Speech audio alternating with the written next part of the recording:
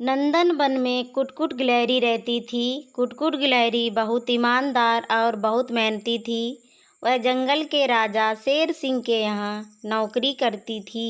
शेर सिंह ने उसे 10 बोरी अखरोट देने का वादा किया था। इसीलिए गिलहरी पूरी लगन और मेहनत से अपना काम करती थी। शेर सिंह को खुश करने के लिए वो कई बार तो बहुत ज़्यादा काम भी करती थी। उसे खुशी थी कि उसका मालिक उसे 10 बोरी अखरोट देगा, जिन्हें वो मज़े से खाएगी और सारी ज़िंदगी आराम से रहेगी। कुट-कुट रोज़ समय से काम पर आ जाती और पूरा काम करके ही वापस जाती। कई बार वो काम करते करते थक जाती थी तो सोचती थी कि थोड़ा आराम कर लूं, लेकिन फिर अचानक अखरोट का ख्याल आता तो वह फिर से काम पे लग जाती। कभी कभी काम करते समय वो अपनी मित्र गिलहरियों को खेलते हुए मस्ती करते हुए देखती तो उसका भी मन करता कि मैं भी दोस्तों के साथ खेलूं और मस्ती करूं। लेकिन जैसे ही अखरोट की याद आती वो लालच में फिर से काम करने में लग जाती।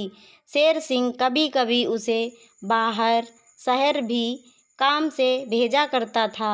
वह कुट-कुट के काम से बेहद खुश था।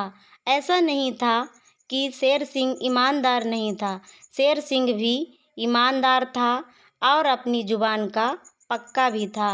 समय का चक्र अपनी गति से चलता गया।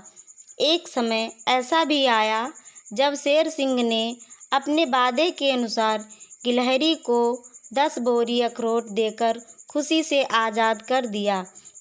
गिलहरी खुशी खुशी अखरोट लेकर चली गई।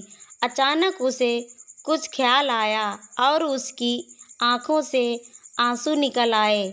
वो सोचने लगी, मेरी पूरी ज़िंदगी तो काम करते करते बीत गई और अब तो मेरे पैने दांत भी घिस चुके थे।